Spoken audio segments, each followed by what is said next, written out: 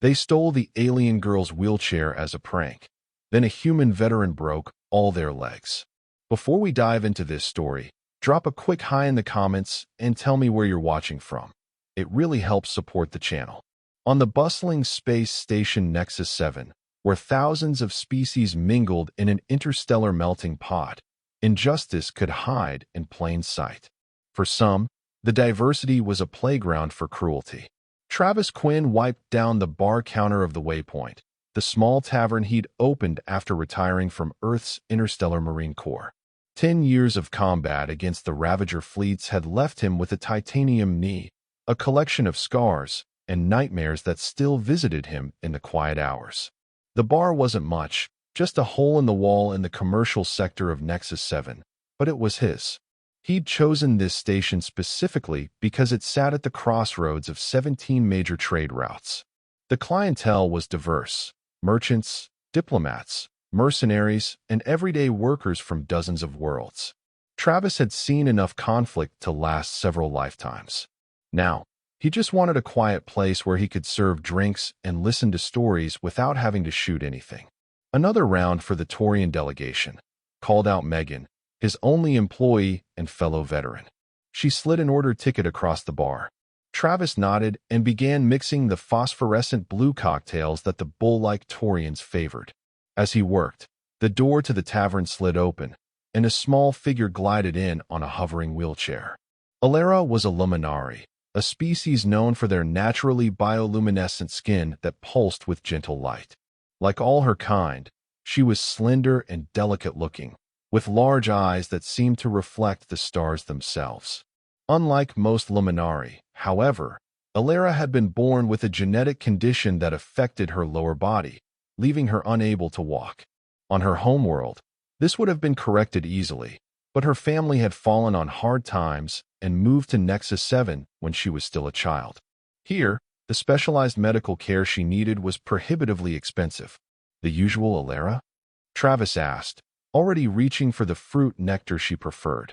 The young alien girl, equivalent to a human teenager, nodded with a shy smile. Yes, please, Mr. Quinn. Travis had met her 6 months ago when she'd come in looking for work. Though he couldn't hire her full-time, he'd given her small jobs inputting inventory data and managing the tavern's online presence. She had a gift with digital systems that made her invaluable for those tasks. As he slid the drink across to her, the door opened again. A group of 4 Krexians entered, a reptilian species known for their territorial aggression and pack mentality. These particular individuals were security cadets at the station academy, barely adults by their species standards, but already built like linebackers with scale-covered muscle. Travis had served them before and found them to be loud and obnoxious, but generally harmless if handled correctly. Today, however, something felt different. The way they entered, purposeful, with predatory gazes locked on Alara, set off alarm bells in Travis's mind. He'd seen that look before, in war zones and back alleys. The look of those who decided someone else was prey. Gentlemen, Travis greeted them neutrally. What can I get you? The lead Krexian, Drex, ignored him, his vertical slit pupils fixed on Alara. Well, if it isn't the broken little light bulb. Alara's skin dimmed slightly, a sign of distress among her kind, as she hunched over her drink. If you're not ordering, move along, Travis said, his voice dropping to the quiet, measured tone that his former squad mates would have recognized as dangerous. Drex finally looked at him, mandibles clicking in what passed for amusement among his kind. 4 Nebula brews, he said, slapping his credit chip on the counter. We're celebrating. What's the occasion? Megan asked, moving to fetch their drinks while keeping an eye on the situation. Graduation day tomorrow, said another Krexian named Vetch. We're officially becoming full security officers. Travis nodded and accepted the payment, though his instincts remained on high alert. The Krexians took their drinks to a table near Alara, occasionally glancing at her and chittering among themselves in their native language. An hour passed. The tavern filled with the evening crowd, a colorful array of species coming off work shifts or beginning their leisure time. Travis kept busy but never let the Krexians out of his peripheral vision. They'd ordered 3 more rounds, becoming increasingly rowdy. When Alara finished her work and prepared to leave, Travis noticed the corrections suddenly become very interested in a conversation that required excessive gesturing and loud laughter, a classic distraction technique he'd seen employed by ambush predators, both sentient and non-sentient. "Alara," he called, "could you help me with something in the storeroom before you go?" The girl looked surprised but guided her wheelchair behind the bar and through the door Travis held open. Once inside the small storage area, he closed the door. "I think you should wait here for a bit," he said gently. "Those corrections are trouble. I can call station security to escort you home when you're ready." Alara's bioluminescence flickered in patterns that suggested anxiety. "They've been following me for weeks," she admitted. "Ever since I scored higher than all of them on the station's tech aptitude test. The instructor held me up as an example, and they didn't appreciate it." Travis felt a familiar coldness settle in his chest, the combat mindset he developed during the war. "Have they threatened you?" "Not directly," she said. "Just comments. Blocking my path sometimes. Nothing I can report." "Stay here," Travis told her. "I'll check back in 20 minutes. If they leave before then, I'll let you know." When he returned to the bar, the corrections were gone. So was the sixth sense that had kept Travis alive through 3 major campaigns. "They paid and left about 2 minutes after you went back there," Megan said, frowning. "All 4 together. Left half-full drinks." Travis swore under his breath. "Keep an eye on things. I'll be right back." He found Alara in tears in the storeroom, her communicator in her trembling hands. "They took it," she whispered. "They're messaging me. Look." The screen showed an image of her wheelchair, positioned at the edge of one of the station's waste disposal chutes, along with a message. "Whoops. Looks like your hover chair might have an accident. Maybe if you crawl here fast enough, you can save it." The location tagged in the image was Maintenance Sector 12, an industrial area 2 levels down that would be nearly deserted at this hour. "They've gone too far," Travis said, his voice terrifyingly calm. "I'm going to get your chair back. Please, Mr. Quinn, they're security cadets. If you confront them, they could arrest you, or worse." Travis gently placed his hand on her shoulder. "Alara, I was fighting things a lot scarier than 4 overgrown lizards when they were still hatching from their eggs. Trust me." He helped her to a comfortable chair in his small office, then went to the bar to speak with Megan. "Got a situation," he said quietly. "Those Crexian punks stole Alara's wheelchair. I'm going to retrieve it." Megan's eyes hardened. She'd served in the same unit as Travis during the 3rd Ravager incursion. "Want backup?" Travis shook his head. "Need you to watch the bar and keep an eye on Alara. But I may need a quick exit strategy after. Have the delivery shuttle ready, just in case." He slipped into his office and opened a locked cabinet behind his desk. Inside was a small case containing his service sidearm, a magnetic pulse pistol that was technically legal for him to own as a veteran, but not to carry openly on the station. He tucked it into an inner pocket of his jacket, where it would be accessible but hidden. As he moved toward the exit, Megan called after him. "Hey, Travis." When he turned, she tossed him something small and metallic. Knuckle guards. Less lethal than the gun, more satisfying than bare hands. He caught them with a grim nod, slipping the reinforced metal guards over his fingers before heading out into the station's corridors. Nexus 7 was a massive structure, a rotating wheel nearly 5 kilometers in diameter, with 12 major sectors and hundreds of subsectors. At this hour, the main thoroughfares were still busy with evening traffic, but as Travis made his way down to Maintenance Sector 12, the crowds thinned until he was alone in the utilitarian corridors. The lighting here was dimmer, with exposed conduits and pipes running along the walls and ceiling. The hum of machinery provided a constant background noise, punctuated occasionally by the hiss of pressure valves or the clank of automatic maintenance drones. Travis moved silently, a skill honed through years of combat operations. He knew the station layout well, part of the ingrained habit of a soldier to always know his terrain and escape routes. Maintenance Sector 12 housed waste processing systems, water reclamation units, and atmospheric filtration machinery, vital systems that kept the station running but required little human oversight. As he approached the coordinates from the image, he heard voices echoing down a side corridor, the distinctive clicking undertones of Crexian speech interspersed with cruel laughter. "Do you think she'll actually try to crawl down here?" one voice asked. "Of course she will," came Drex's more resonant tones. "That chair cost her family everything they had. She's probably dragging herself through the corridors right now like a pathetic glowworm." Travis paused at the junction, assessing. For corrections, all in their physical prime, in a confined space. They'd have the advantage of strength and numbers, but he had experience and the element of surprise. He also had human bones, denser and more durable than the hollow, bird-like bones of corrections, evolved on a low-gravity world. He rounded the corner to find them gathered around Alara's wheelchair at the edge of a large waste chute, a 3-meter-wide opening that led to the station's recycling systems.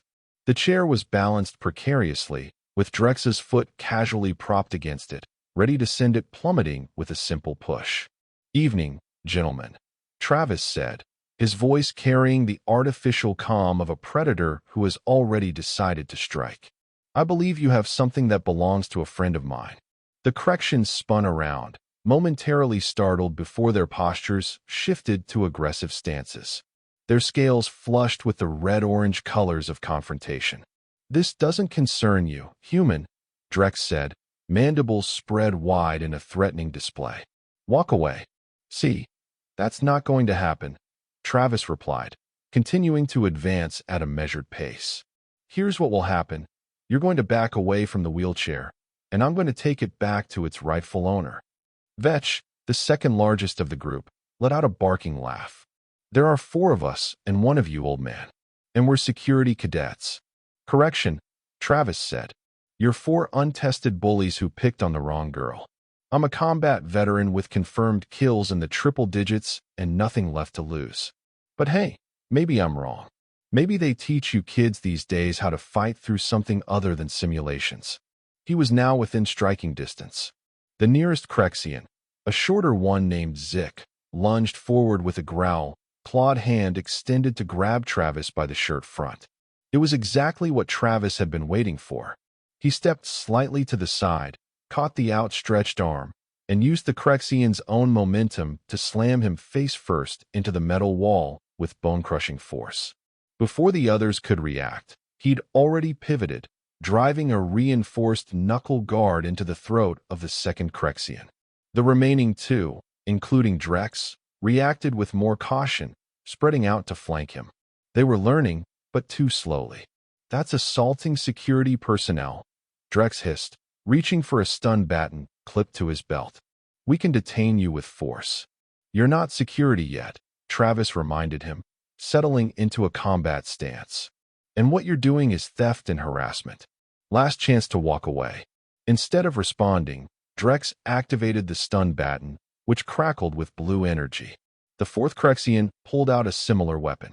They advanced together, more coordinated than Travis had expected.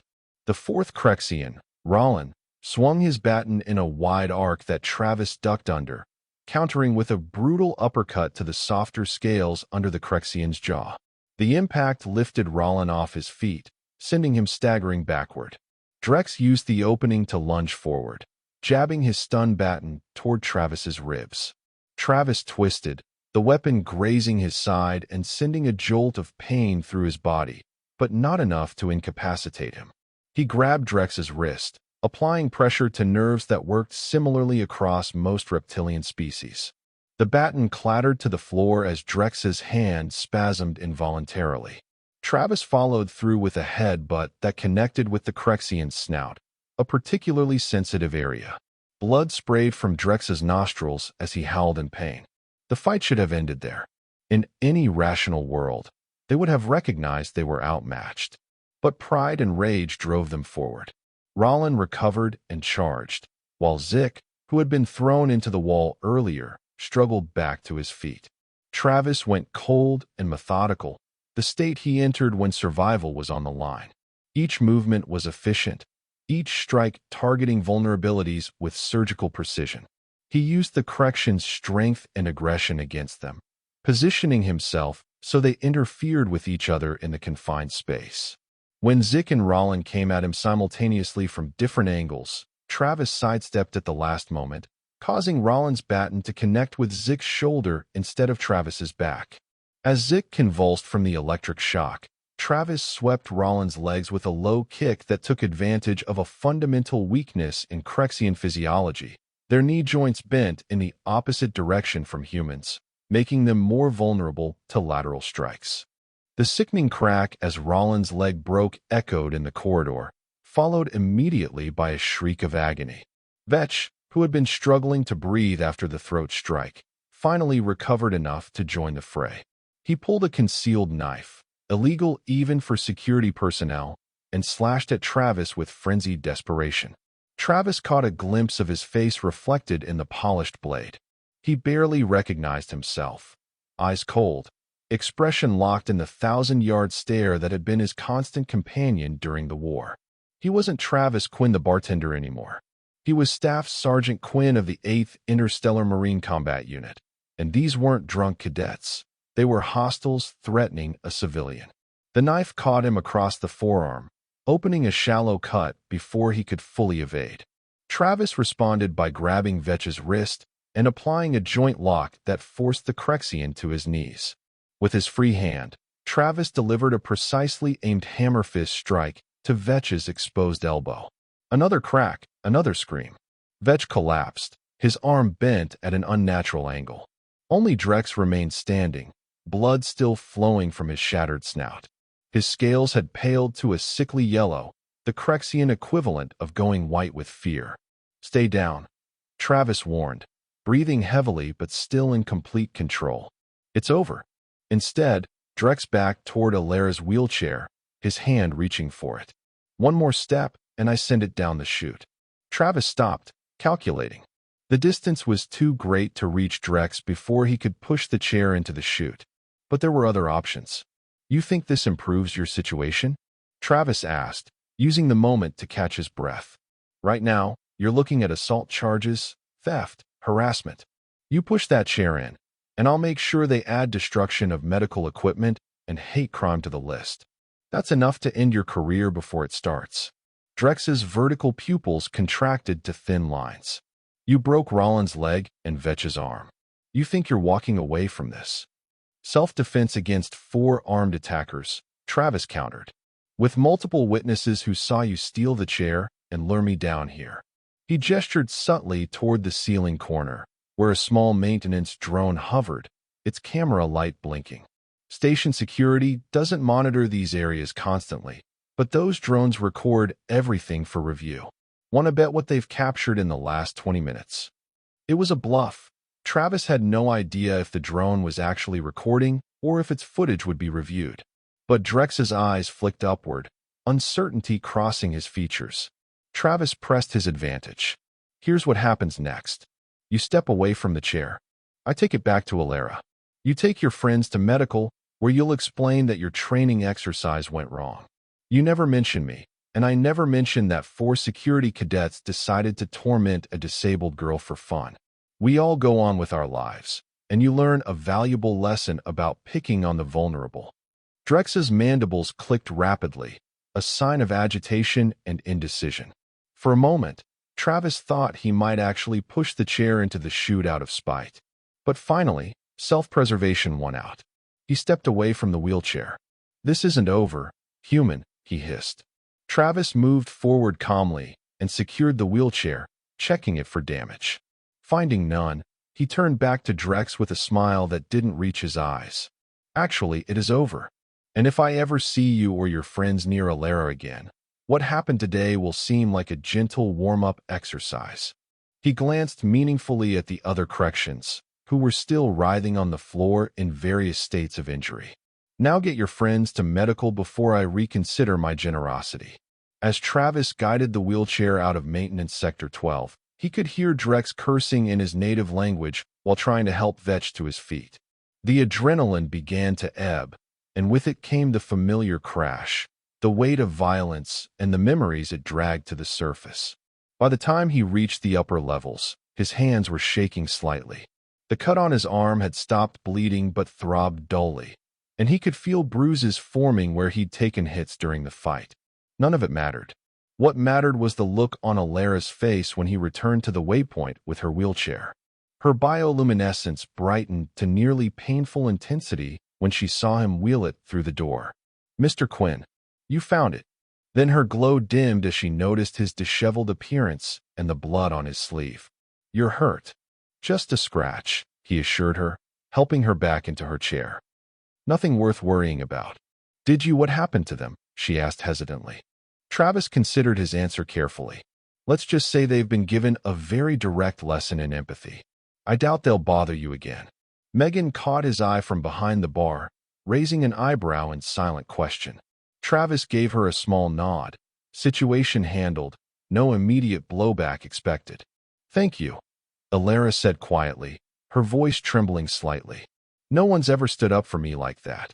Travis felt something crack inside him, the hardened shell he'd built around his heart during the war and maintained in the years since. "That's the problem with this station, with this whole sector," he said. "Too many people willing to look the other way." As Alara prepared to leave, now safely back in her chair, Travis made a decision. "Hold on a second," he told her, going behind the bar and returning with a small device. "This is a personal alarm linked directly to my communicator. If those guys or anyone else gives you trouble, activate it. Day or night, I'll come."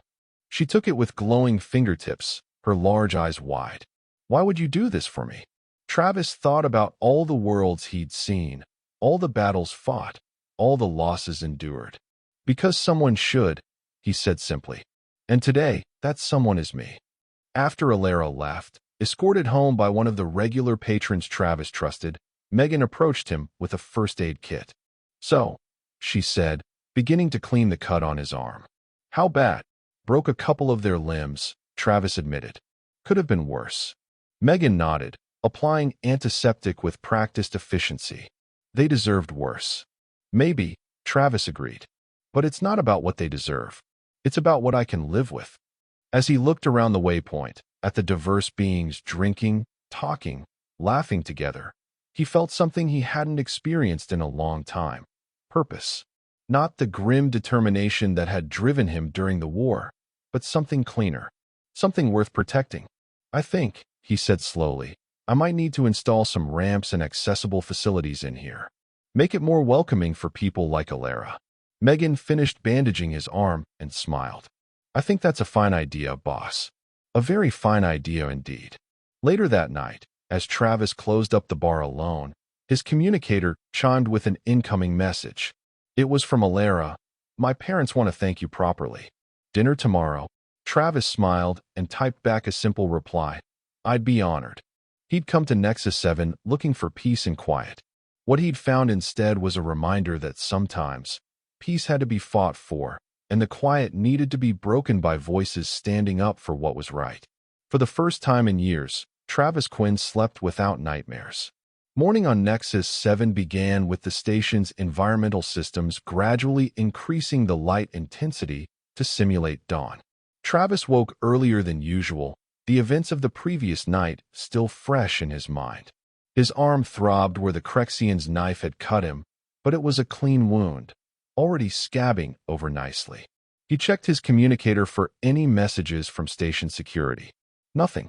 Either the Crexians had taken his advice and kept quiet about the real cause of their injuries, or the bureaucracy hadn't processed their complaints yet. Either way, he had preparations to make. The waypoint wouldn't open for several hours, giving Travis time to begin the modifications he'd mentioned to Megan. He'd already drafted designs on his tablet, widening the spaces between tables, lowering a section of the bar, installing automatic door openers. Small changes that would make a big difference for patrons with mobility issues. His communicator chimed with a message from Alara, confirming dinner at her family's quarters that evening. Travis found himself looking forward to it more than he'd expected. There was something about the girl's resilience that reminded him of the better parts of his military service, the camaraderie, the sense of protecting something worthwhile. The door chime interrupted his thoughts. Megan wasn't due for hours, and suppliers never came this early. Cautious from years of combat training, Travis activated the exterior camera. Station security.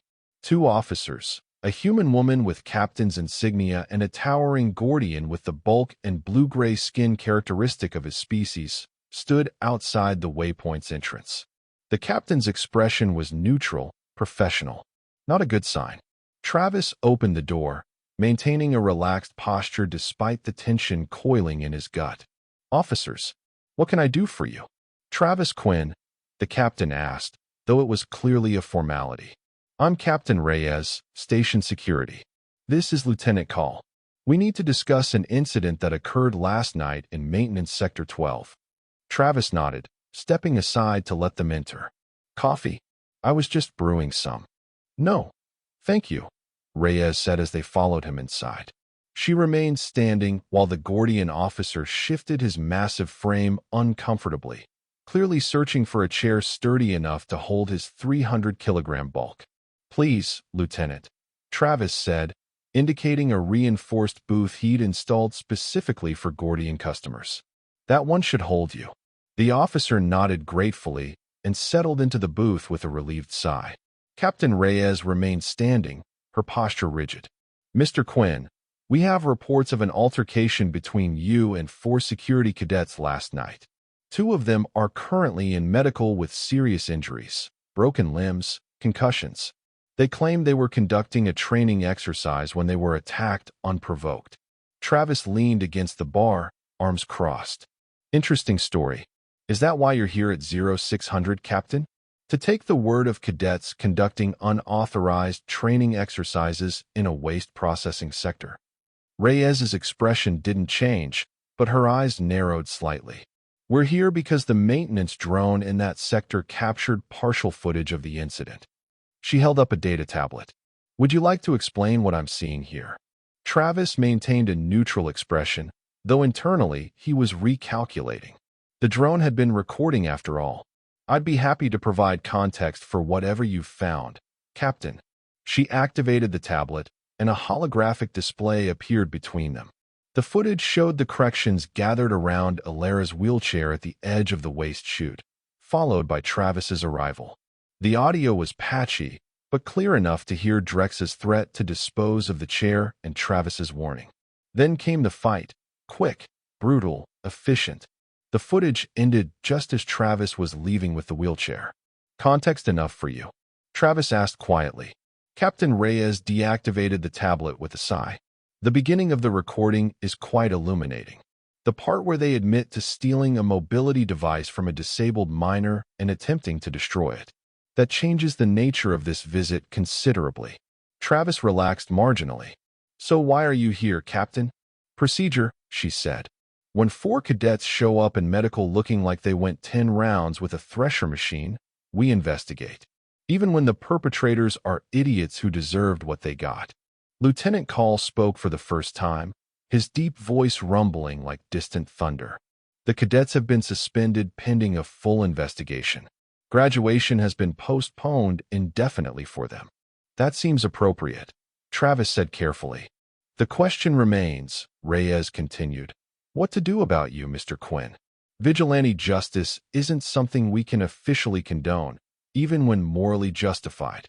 Travis nodded. He'd expected this. "I understand, Captain. I'll accept whatever consequences station regulations require." Reyes studied him for a long moment, then surprised him with a slight smile. "Fortunately for you, station regulations include provisions for defense of property and protection of vulnerable individuals. Given the circumstances captured in the recording and the statements we've already collected from the victim, no charges will be filed against you." Travis blinked. "Statements? You've spoken with Alara?" "This morning," Call confirmed. "She and her parents filed a formal complaint against the cadets after they returned home last night." "I see," Travis said, feeling a complicated mix of pride and concern for the girl. Standing up to bullies officially took its own kind of courage. "There is, however, one other matter," Reyes said, her tone shifting slightly. "Your service record, Mr. Quinn. Quite impressive. 3 campaigns against the Ravagers, multiple commendations, advanced combat training." Travis stiffened. "That was another life, Captain." "Perhaps," she said. "But those skills are still evident." Station security has been stretched thin recently. The refugee crisis from the Vega collapse has brought thousands of displaced beings to Nexus 7, and not all of them are adjusting well. We're seeing increased tensions, particularly in the lower sectors. You're recruiting, Travis stated flatly. I'm not interested. Reyes shook her head. Not recruiting. Proposing a liaison position. Civilian consultant on community integration and security matters. Part-time, focused on helping refugees navigate station systems and preventing the kind of incident we saw last night. Travis was momentarily speechless. Of all the outcomes he'd anticipated from his confrontation with the corrections, a job offer wasn't among them. Why me? He finally asked. Lieutenant Call answered, gesturing toward the hologram projector where the fight had been displayed. Because you could have killed those four with minimal effort, but you chose to disable them instead. Precisely. Efficiently. With control. He paused. Control is something security forces sometimes lack when dealing with non-human populations. Travis considered the offer. He'd come to Nexus 7 to escape violence, not to embrace it again. But this wasn't combat. It was protection. Prevention. Using his skills to stop conflicts before they required broken bones. I need to think about it, he said finally. Reyes nodded, seemingly unsurprised. Of course. The offer remains open. She handed him a data card. My direct channel, should you decide to accept. Or should you need assistance with anything else? As they prepared to leave, Travis called after them. Captain? The corrections. What happens to them now? Reyes paused at the door. That depends partly on the wishes of the victim's family. Given the nature of the offense and the evidence, they could push for criminal charges, which would end the cadets' careers and possibly result in deportation. The thought should have satisfied Travis, but it left him hollow. Punishment without rehabilitation was something he'd seen too often in his military career. Thank you for your time, Mr. Quinn, Reyes said. And for what it's worth, off the record, I think those boys got exactly what they deserved. After they left, Travis stood in the empty bar, turning the data card over in his fingers. The choice before him wasn't just about a job offer. It was about the kind of life he wanted to build here. The kind of community he wanted to be part of. His communicator chimed again, a reminder about dinner at Alaris. Perhaps that would help clarify his thoughts. The rest of the day passed in a blur of routine bar work, though Travis noticed something different in the way his regular patrons interacted with him. Word had spread fast. Whispered conversations, respectful nods, the occasional raised glass in his direction. By mid-afternoon, the waypoint was busier than usual, with several unfamiliar faces among the crowd. Megan sidled up to him as he mixed drinks. You've become something of a local hero, she murmured. 3 different Luminari families have come in just to see you. Travis frowned. That wasn't my intention. Maybe not, she replied. But it's what's happening. People need heroes, Travis. Especially in places like this, where different species are all trying to coexist without much common ground. Before he could respond, the door opened, and 4 Luminari entered, their slender forms glowing with gentle pulses of blue-green light. Unlike Alara, they moved with the fluid grace characteristic of their species.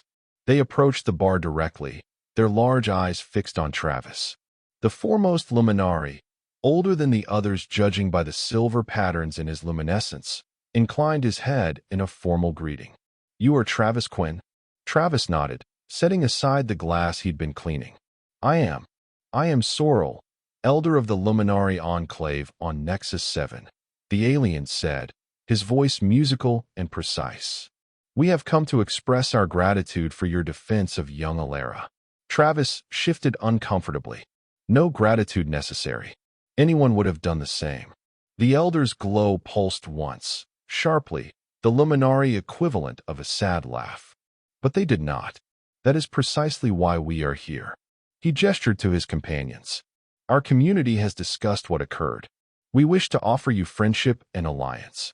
The Luminari have few physical means to defend ourselves, but we have other resources, information, technology, connections throughout this sector. It was a significant offer. The Luminari were known for their extensive information networks and advanced biotech. Having them as allies on the station would be valuable for anyone, especially someone considering Captain Reyes's proposal. I appreciate the offer, Travis said carefully. But I didn't help Alara to gain political advantage. Of course not, Sorrel agreed. You acted from what humans call compassion. But consequences flow from actions, whether intended or not. Your deed has rippled through our community, giving hope to many who felt powerless. The Elder's luminescence brightened. We do not offer alliance as payment, but as recognition of shared values. Travis considered this. I accept your friendship, he said finally. Alliance may come in time, as we learn to trust each other. The Elder seemed pleased by this response. Wisdom, another quality we value. He placed a small crystal on the bar, a data storage device of Luminari design. Should you need to contact us, this will provide direct access to our enclave. After the Luminari departed, Megan whistled low. An alliance offer from the Glowfolk? That's rare. They usually keep to themselves. Travis pocketed the crystal alongside Captain Reyes's data card. Seems like everyone wants something from me today. Or, Megan suggested, they all see something in you that you've been trying to ignore since you got here. Travis didn't respond to that, busying himself instead with inventory until it was time to close up for his dinner with Alara's family. The Luminari residential sector was located near the outer ring of Nexus 7, where the artificial gravity was slightly lighter, more comfortable for their delicate physiology. Travis made his way through corridors that grew increasingly luminous as the concentration of Luminari residents increased.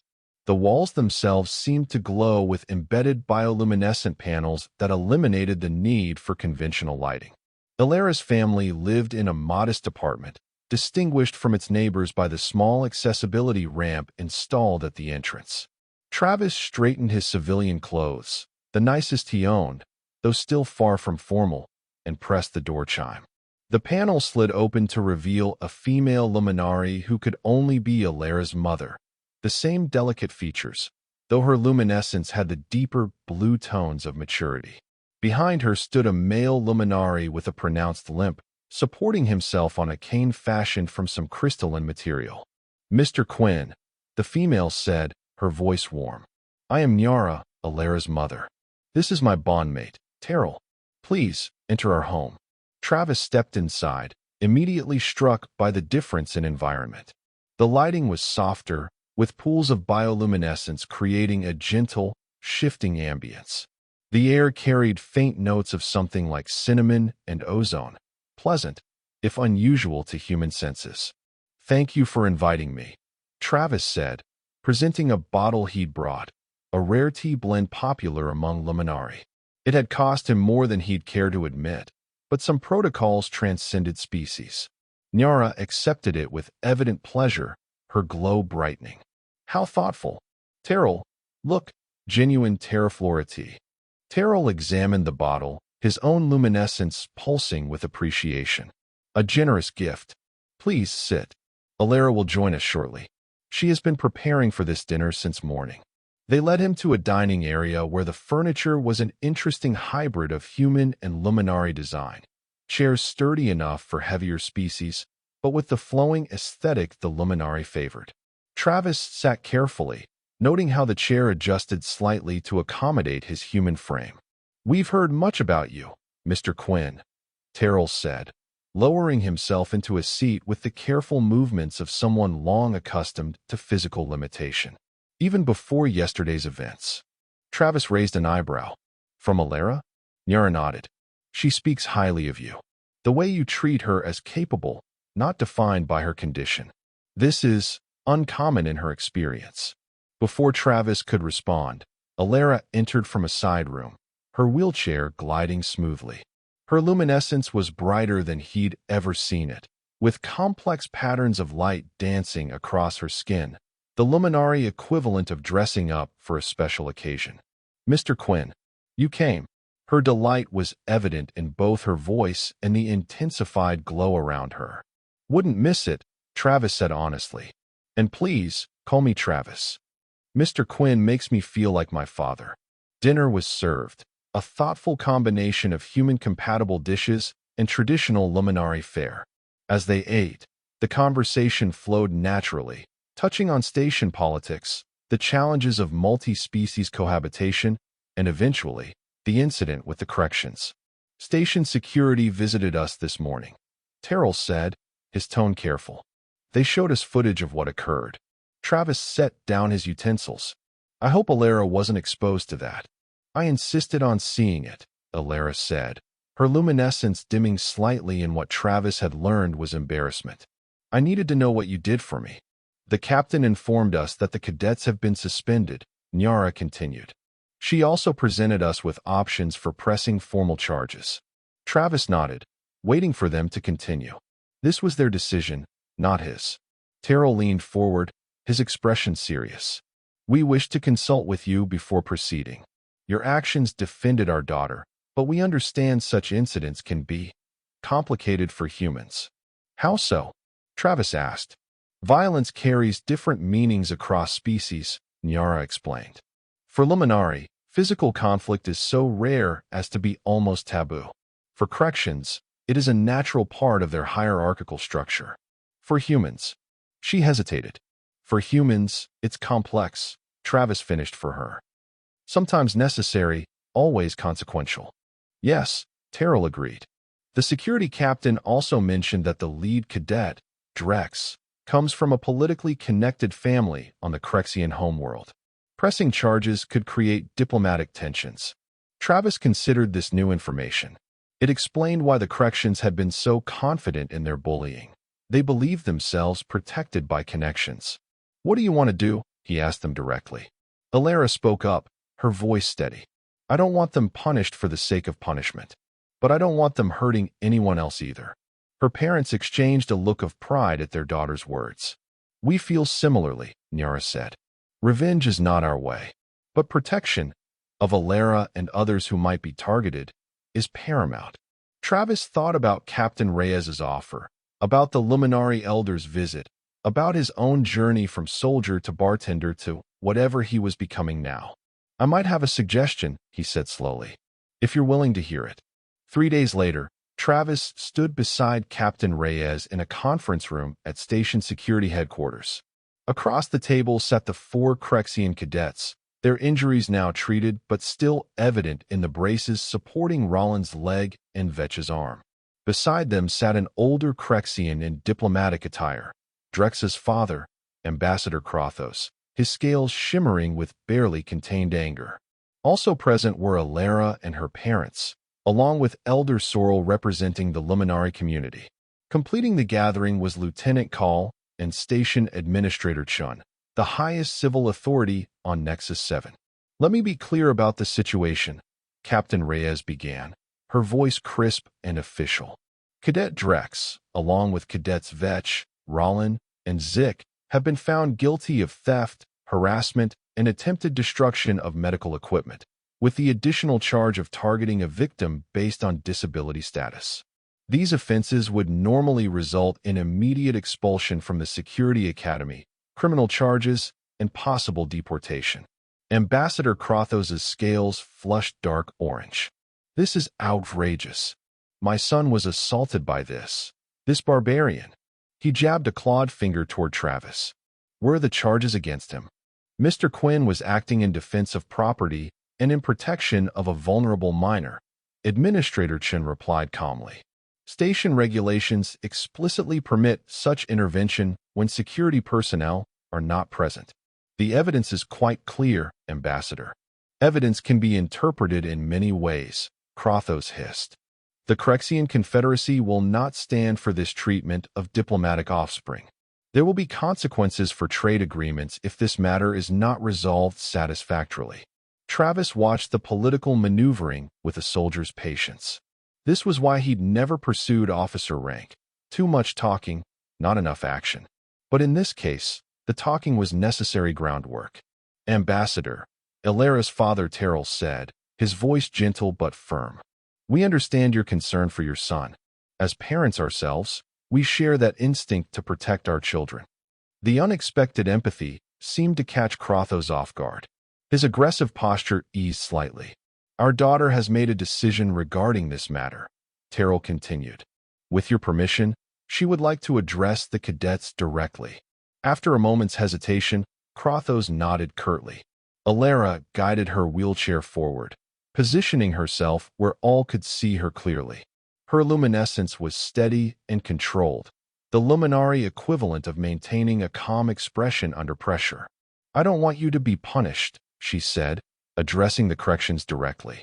"What happened to you after you took my chair was painful, and I understand pain. I've known it all my life." The cadets shifted uncomfortably, unable to meet her gaze.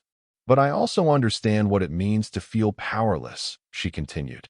"To be seen as less than others because of physical differences. To be an easy target." Her luminescence pulsed once, sharply. "What I don't understand is why beings with all your physical advantages would need to torment someone like me to feel strong." Drex's scales had faded to a pale green. Shame, Travis recognized from his xenobiology training. "The Luminari have a tradition," Alara said. "When one causes harm to another, they may choose restoration over punishment. I am offering you that choice now." Captain Reyes nodded to Administrator Chun, who activated a holographic display showing the official proposal. "Instead of criminal charges and deportation," Chun explained, "Miss Alara and her family propose an alternative. The cadets will serve 6 months of community service in the station's Medical Rehabilitation Center, assisting patients with mobility challenges. During this time, they will also participate in cultural sensitivity training with representatives from 5 different species, including Luminari and human. Upon successful completion, their record will be cleared, allowing them to reapply to the Security Academy if they choose." Ambassador Krothos studied the proposal, his expression guarded. "And the alternative?" "Full prosecution under station law," Reyes said flatly, "with all the diplomatic consequences that would entail." Krothos turned to his son, speaking rapidly in their native language. Drex responded, his posture gradually shifting from defiant to resigned. Finally, the ambassador addressed the room. "We accept this generous alternative," he said, the words seeming to cost him considerable effort. "My son and his companions will complete the required service and training." Relief washed through the room, though Travis noted that Elder Sorrel maintained a neutral glow, neither approving nor disapproving. The Luminari played a longer game than most species, seeing patterns that might take years to develop. As the meeting concluded and the participants began to disperse, Travis found himself approached by Drex. The young Crexian's mandibles were held tight against his face, a submissive posture. "Human," he said stiffly, "I wish to acknowledge your superior combat skills." It wasn't quite an apology, but from a Crexian, it was significant. Travis studied him, seeing past the alien features to the universal signs of a young male struggling with pride and shame. "You fought well for an untrained group," he said finally. "With proper discipline, you could become formidable." Drex's posture straightened slightly at the unexpected praise. "The human concept of protecting the weak is difficult for corrections to understand. We are taught that strength must be demonstrated and challenged." "Protection isn't about weakness," Travis corrected. "It's about responsibility. The stronger you are, the more responsibility you have to use that strength wisely." The Crexian considered this, head tilted. "I will reflect on this during my service." "Good," Travis said, then added with a hint of a smile, "And maybe we'll see if you can avoid getting your ass kicked by an old human next time." To his surprise, Drex made the chittering sound of Crexian amusement. "Perhaps, though I would prefer a training context." "That could be arranged," Travis said, the beginnings of an idea forming in his mind. Later, as the various parties left the conference room, Captain Reyes fell into step beside Travis. "Well," she asked, "have you considered my offer?" Travis glanced ahead, where Alara was chatting animatedly with her parents. The girl who had been too intimidated to report harassment a week ago now radiated confidence. "I've considered it," Travis said, "but I'd like to propose a modification." Reyes raised an eyebrow. "I'm listening. Instead of a liaison position focused on security, I'd like to establish a training program. Combat techniques for security personnel, yes, but also self-defense classes for civilians, conflict resolution workshops, cultural exchange sessions. Ambitious, Reyes commented. What brought this on? Travis nodded toward the departing corrections. Breaking their legs taught them a lesson, but it's not a sustainable solution. If we want different species to coexist, we need to build understanding, not just enforce rules. Reyes studied him with newfound respect. You've given this some thought. I've had some good conversations recently, Travis admitted, thinking of Alera's family, the Luminari Elder, and even his exchange with Drex. I think I could do more good teaching people to protect themselves and understand each other than I could breaking up fights after they start. It would require administrative approval, Reyes said. Funding, space, staff. I've already spoken with Elder Sorrel. The Luminari are willing to provide a facility in their sector and technical support for cross-species communication. Travis smiled slightly. And I have a bar full of veterans from a dozen worlds who might be persuaded to share their expertise. Reyes shook her head, impressed despite herself. You've been busy. Write up a formal proposal, and I'll present it to Administrator Chun. One more thing, Travis added. I want to keep the waypoint. The bar stays open, but with modifications to make it more accessible for all species. A community hub and a training center, Reyes mused. Ambitious indeed. But if anyone could make it work. She extended her hand. Welcome aboard, Consultant Quinn. As they sealed the agreement with a handshake, Alera approached, her luminescence bright with excitement. Does this mean you'll be working with station security now, Mr. Quinn? I mean, Travis? Something like that, he told her. Though I'll need help designing programs that work for different species. Someone who understands technology and cross-cultural communication. Alera's glow pulsed with excitement. I could help. I'm really good with systems integration and interface design. Travis smiled. That's exactly what I was hoping you'd say. In the weeks that followed, Nexus 7 saw subtle but significant changes. The Waypoint remained a popular bar, but it also became a gathering place for species that had previously kept to their own enclaves. New ramps, adjustable seating, and specialized environmental controls made it welcoming to a wider range of patrons. The training center opened in a converted warehouse in the Luminari sector, offering everything from basic self-defense to advanced conflict resolution techniques. Travis found himself busier than he'd been since his active duty days, but it was a different kind of busy, constructive rather than destructive. The Crexian cadets began their community service with reluctance that gradually transformed into genuine engagement. Working with patients who faced daily physical challenges gave them a perspective their military-focused upbringing had never provided. Drex, in particular, showed unexpected aptitude for understanding mechanical assistance devices, often suggesting improvements to the designs. 3 months after the incident in Maintenance Sector 12, Travis found himself supervising a mixed-species self-defense class. Alera was there, demonstrating techniques specially adapted for beings with mobility limitations. Her confidence had blossomed, her luminescence strong and steady as she guided a nervous Taurian female through a maneuver designed to unbalance a larger attacker. Megan sidled up beside Travis as he watched. Not bad for a bartender who just wanted a quiet life, she commented. Travis smiled. Plans change. For the better, in this case, she said. The station feels different. People from different worlds actually talking to each other instead of just tolerating each other's existence. Travis knew she was right.